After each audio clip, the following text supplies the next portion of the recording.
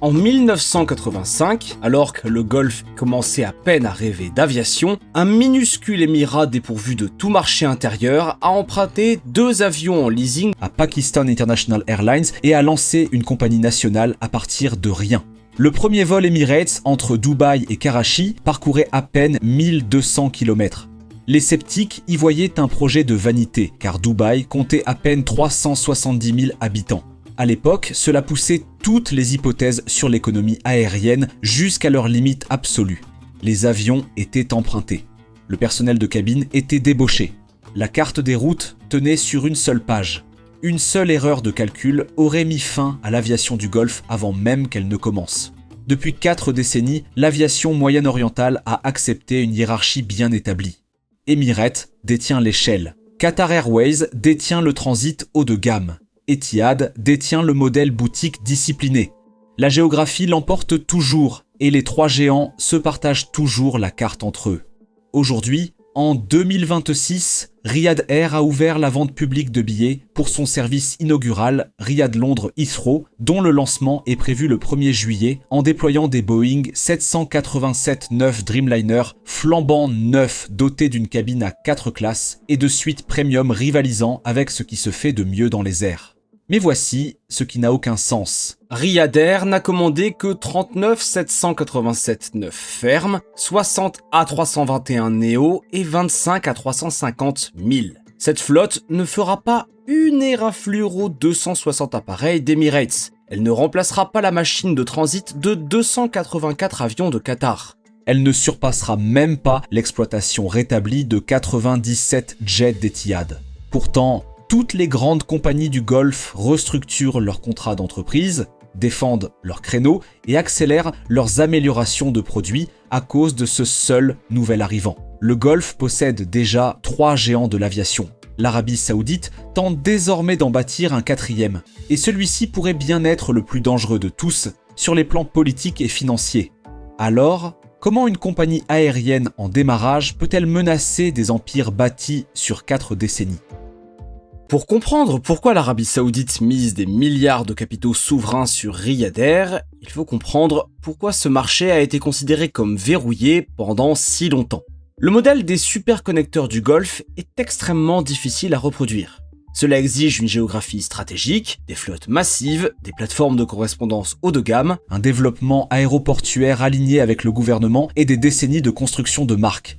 Emirates a perfectionné la version échelle au départ de Dubaï.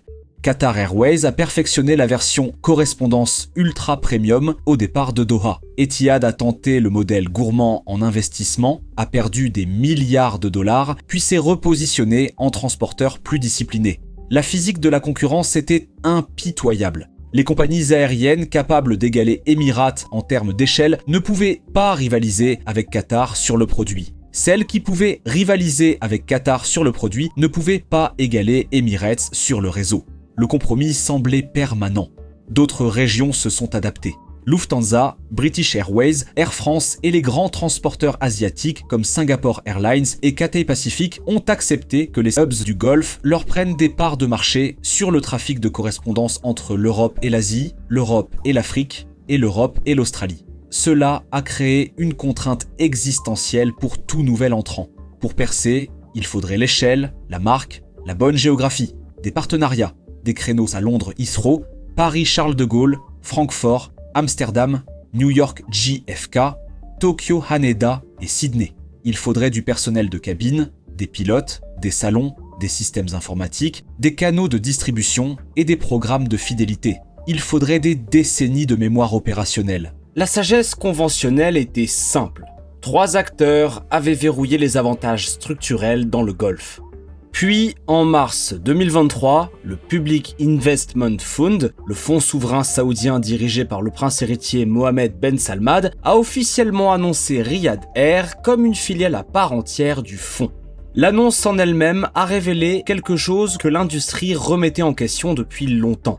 Un fonds souverain disposant de près de 1000 milliards de dollars d'actifs était prêt à engager des milliards de dollars sur une décennie pour bâtir une compagnie aérienne haut de gamme à partir de zéro. La volonté de subventionner indéfiniment était sans précédent. Mais le fait est que le capital seul ne fait pas une compagnie aérienne. Etihad l'a prouvé avec son désastreux ère d'investissement en capital. Injecter de l'argent dans des participations non rentables au sein d'Air Berlin, d'Alitalia, de Jet Airways et d'autres a entraîné des pertes catastrophiques sans bâtir un avantage concurrentiel durable. Riyad Air avait besoin de quelque chose de plus. Elle avait besoin d'un marché domestique que les autres transporteurs du Golfe n'ont jamais eu, d'une stratégie nationale qui rendait la compagnie existentiellement importante et d'une architecture de flotte spécialement conçue pour le marché long courrier moderne. Riyad Air a commencé à assembler la plus importante commande aéronautique de lancement de l'histoire moderne. Ce que Riyad Air s'est engagé à constituer représente l'une des flottes de démarrage les plus minutieusement conçues de l'aviation commerciale moderne. La première commande, annoncée en mars 2023, portait sur un maximum de 72 Boeing 787-9 Dreamliner, structurés en 39 appareils fermes plus 33 options. La configuration de Riyad Air comprend 4 suites de première classe, 24 sièges en classe affaires, 39 sièges en classe économique premium et 223 sièges en classe économique. Pourquoi adopter un agencement à 4 classes lorsque la plupart des concurrents en exploitent 3 ? Eh bien, tout est une question de positionnement. Voyez-vous, chaque classe de cabine signale un segment de marché. Chaque segment de marché ouvre la voie à un contrat d'entreprise. En proposant des suites de première classe, Riyad Air cible la demande ultra premium que dominent Emirates et Qatar. Le 30 octobre 2024, la compagnie a confirmé une commande ferme de 60 Airbus A321neo propulsés par des moteurs CFM International LEAP 1A. L'A321neo offre à Riyad Air une flexibilité régionale et moyen courrier vers l'Inde, le Pakistan, l'Égypte, l'Afrique de l'Est, l'Asie centrale et l'Europe de l'Est. Le 787 confère à Riyad Air sa portée. L'A321neo lui assure son alimentation. Puis, le 16 juin 2025, Riyad Air a passé une commande ferme de 25 Airbus A350 000 assortie d'options pour 25 appareils supplémentaires. L'A350 000 affiche un rayon d'action de plus de 16 000 km, permettant une concurrence directe avec Emirates et Qatar sur les liaisons long courrier. Si le 787 est le bâtisseur de réseau de Riyad Air, l'A350 000 en est l'appareil emblématique. L'architecture de la flotte est devenue, dans les faits, un système à 3 niveaux spécialement conçu pour les opérations de hub. Alimentation par monocouloir, portée moyenne par gros porteur intermédiaire et envergure long courrier par gros porteur lourd. Riyad Air a entrepris ce qu'aucune start-up du Golfe n'avait tenté auparavant, une répétition générale opérationnelle à grande échelle. Le 26 octobre 2025, la compagnie aérienne a opéré son premier vol passager sur invitation entre Riyad et Londres Heathrow. Pour préserver de précieux créneaux à Heathrow soumis à la règle « use it or lose it », les utiliser ou les perdre tout en attendant les livraisons retardées de Boeing, Riyad Air a loué un 787-9 de réserve technique auprès d'Oman Air, surnommé Jamila. La phase de test Pathway to Perfect comprenait des vols avec des employés invités, des partenaires et des collaborateurs du PIF sur des rotations réelles. Tony Douglas, PDG de la compagnie et ancien dirigeant d'Etihad, a clairement exposé la logique derrière cette démarche. Le transporteur s'est lancé le défi de repenser les comment et les pourquoi des systèmes d'exploitation traditionnels des compagnies aériennes. Riyad Air s'est associé à FLIR pour construire une plateforme commerciale nativement numérique qui servira de colonne vertébrale pour les décennies à venir. La compagnie a également lancé son programme de fidélité Sphere avec des défis ludifiés, des garanties de meilleure offre, le Wi-Fi gratuit et la possibilité de partager des points entre membres d'une même famille, reconnaissant que l'âge médian d'environ 29 ans en Arabie Saoudite exige une expérience de fidélisation fondamentalement différente des programmes de voyageurs fréquents traditionnels. Il ne s'agissait pas d'innovation théorique. C'était des décisions opérationnelles directement liées à un mandat national. Le programme aéronautique plus large de l'Arabie Saoudite vise 330 millions de passagers annuels d'ici 2030, soutenu par 100 milliards de dollars d'investissements publics et privés dans l'aviation. Mais l'histoire de Riyad Air, c'est celle de ce qu'une compagnie aérienne soutenue par un État souverain peut faire à l'équilibre concurrentiel de toute une région. Considérez les mathématiques de l'aviation du Golfe. Emirates a transporté 53,2 millions de passagers en 2025-2026 et a affiché des bénéfices records de 5,7 milliards de dollars. Qatar Airways a transporté plus de 41 millions de passagers avec des bénéfices d'environ 1,9 milliard de dollars pour l'exercice 2025-2026. Etihad a transporté 22,4 millions de passagers et a affiché un bénéfice record de 698 millions de dollars en 2025. Chacune de ces compagnies dépend du trafic de transfert, des passagers qui transitent par leur hub d'origine entre deux autres pays. Dubaï et Doha ont bâti des compagnies aériennes pour compenser la petitesse de leurs marchés intérieurs. Elles ont besoin des passagers en correspondance pour survivre. Riyad Air, elle, se construit sur un véritable marché intérieur. L'Arabie Saoudite compte une population de plus de 30 millions d'habitants. Elle dispose d'une demande de voyage religieux vers la Mecque et Médine qui se chiffre en millions chaque année. Elle possède un secteur des affaires intérieures en croissance rapide dans le cadre de Vision 2030. Elle compte une main-d'œuvre expatriée d'environ 13 à 15 millions de personnes. La plupart des transporteurs du Golfe optimisent leurs opérations pour les passagers en correspondance et non pour la demande point à point.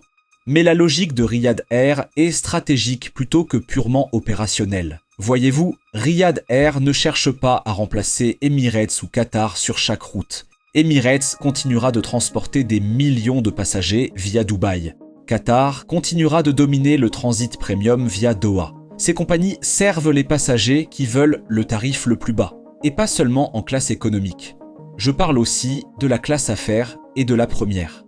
La grande majorité du marché intermédiaire. Ce que fait Riyad Air, c'est créer une nouvelle strate au-dessus des options existantes. Pour les voyageurs prêts à payer davantage pour transiter par un hub flambant neuf, avec un produit flambant neuf, et surtout pour les millions de Saoudiens et de passagers à destination de l'Arabie Saoudite qui voleraient naturellement en point à point, Riyad Air offre depuis Riyad même quelque chose qu'aucun concurrent ne peut égaler. Riyad Air n'a pas besoin d'inventer l'aviation saoudienne, elle doit l'internationaliser. L'architecture de la marque s'inscrit dans quelque chose de plus vaste. L'Arabie Saoudite ne mise pas sur une seule compagnie aérienne. Saudia Group a commandé 105 appareils de la famille Airbus A320 Neo en 2024. Flynas et Flyadil continuent d'étendre le segment à bas coût. Riyad Air est la nouvelle tête d'affiche aux côtés de Saudia, mais c'est tout le système aéronautique saoudien qui est dimensionné autour d'elle. La plupart des transporteurs du Golfe ne peuvent pas reproduire immédiatement les avantages structurels de Riyad Air. La profondeur du capital constitue la première barrière. Le trésor de guerre de près de 1000 milliards de dollars du PIF permet à Riyad Air d'absorber les pertes de démarrage pendant des décennies sans détresse opérationnelle. L'envergure du marché intérieur représente une autre barrière. Riyad Air n'a pas besoin de battre Emirates du jour au lendemain. Il lui suffit de rendre Dubaï moins incontournable pour les millions de passagers dont les voyages commencent ou se terminent naturellement en Arabie Saoudite. L'architecture de partenariat constitue une troisième barrière.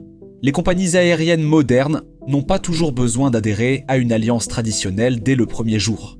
Riyad Air a signé un accord de coopération stratégique avec Delta Airlines en juillet 2024 couvrant les futurs vols entre l'Arabie Saoudite et les États-Unis. Elle a signé des accords de partage de code avec Air France KLM pour l'Europe occidentale et les vols transatlantiques, Singapore Airlines pour la connectivité avec l'Asie du Sud-Est, l'Australie et la Nouvelle-Zélande, et Virgin Atlantic pour les liaisons premium vers Londres et les liaisons transatlantiques.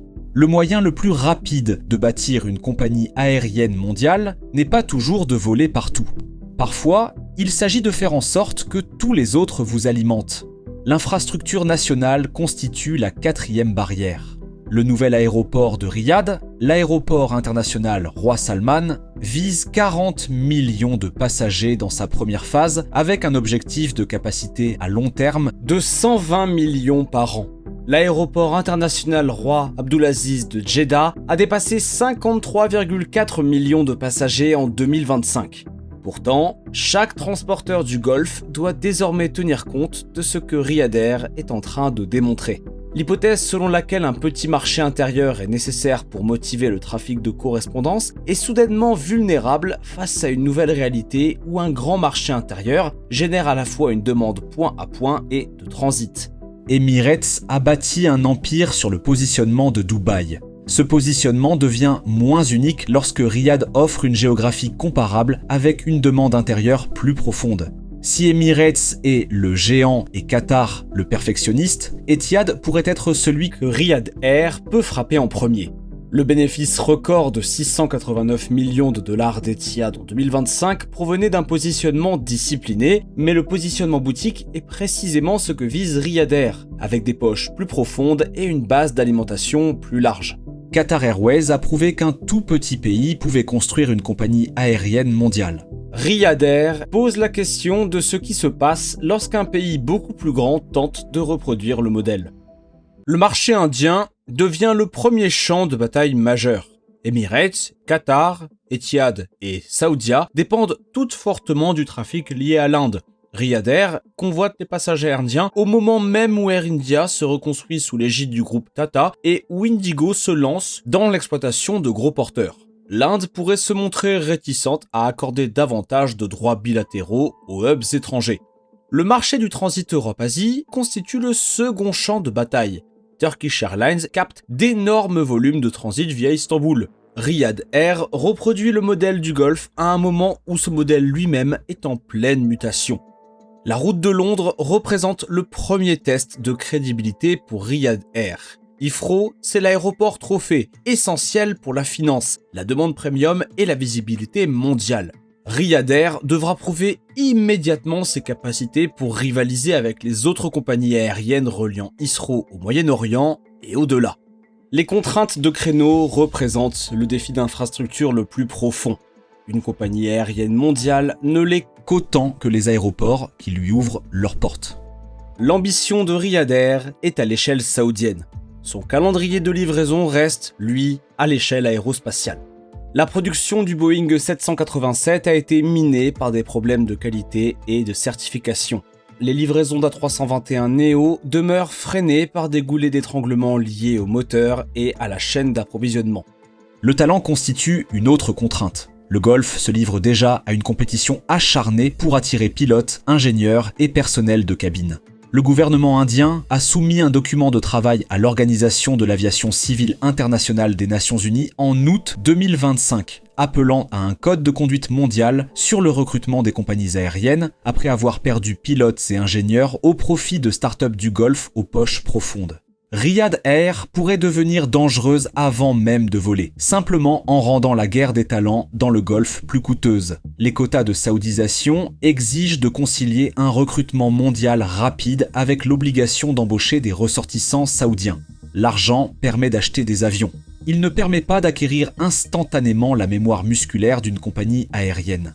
Vient ensuite la question de l'alcool. L'Arabie Saoudite interdit l'importation, la vente et la consommation d'alcool.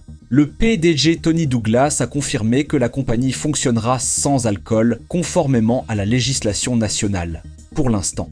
Pour compenser, Riyad Air investit dans des mocktails signature haut de gamme, des sodas artisanaux, des thés de spécialité premium, des cafés préparés à la main et des expériences gastronomiques en 4 services. Reste à savoir si les passagers premium, qui paient plus de 6 000 $ leur billet, accepteront ce compromis. C'est la question commerciale en suspens. La géopolitique constitue l'ultime contrainte. Les comptes d'entreprises occidentales et les consommateurs soucieux des critères ESG pourraient être réticents à voler à bord d'un transporteur souverain saoudien compte tenu du bilan du royaume en matière de droits humains et du meurtre du journaliste Jamal Khashoggi en 2018. Tony Douglas soutient que l'Arabie Saoudite s'ouvre rapidement et pourrait devenir un terrain de jeu pour tout le monde, mais le scepticisme demeure élevé. Riyad Air laisse entendre que l'impact stratégique peut être disproportionné par rapport à l'échelle opérationnelle lorsqu'il est soutenu par des capitaux souverains, un véritable marché intérieur et un mandat de transformation nationale. Riyad Air ne remplace pas le modèle existant du Golfe. Emirates ne disparaîtra certainement pas, Qatar Airways ne va pas s'effondrer et le redressement discipliné d'Etihad se poursuivra. Les grands hubs de Dubaï, Doha et Abu Dhabi seront toujours ceux qui assureront la majorité du trafic de correspondance. Mais Riyad Air crée quelque chose de nouveau. La démonstration que pour certains passagers, sur certaines liaisons, avec la bonne combinaison de soutien souverain et de demande intérieure authentique, l'ensemble de l'équilibre concurrentiel peut être redessiné. Emirates a fait de Dubaï une escale mondiale. Riyad Air est la tentative de l'Arabie Saoudite de faire la même chose, mais à l'échelle nationale. La version la plus dangereuse de Riyad Air n'est pas celle qui copie Emirates. C'est celle qui fait de l'Arabie Saoudite elle-même une partie intégrante du voyage. Lorsque ces premiers passagers payants embarqueront sur le vol inaugural Riyad-Londres le 1er juillet 2026, ils achèveront un voyage qui aura nécessité 3 années d'exécution stratégique pour être commercialisé. Jusqu'à 157 avions commandés, des partages de code haut de gamme, des routes initiales limitées et la preuve que parfois les changements les plus significatifs dans l'aviation ne nécessitent pas de battre les acteurs en place sur tous les paramètres. Parfois, ils exigent une patience souveraine, une demande domestique authentique et la volonté de parier que la structure concurrentielle de toute une région peut être discrètement remodelée pendant que les géants défendent encore les recettes d'hier. Le danger que représente Riyad Air n'est pas qu'elle devienne instantanément plus grande qu'Emirates, c'est qu'elle peut se permettre d'être patiente pendant que toute la région s'ajuste autour d'elle. Riyad Air dispose d'argent, de stratégie et d'ambition. Ce qui lui manque encore, c'est la preuve. La question n'est pas de savoir si une seule compagnie aérienne peut menacer 3 empires du Golfe. Elle est de savoir si Emirates, Qatar et Etihad y prêtent réellement attention.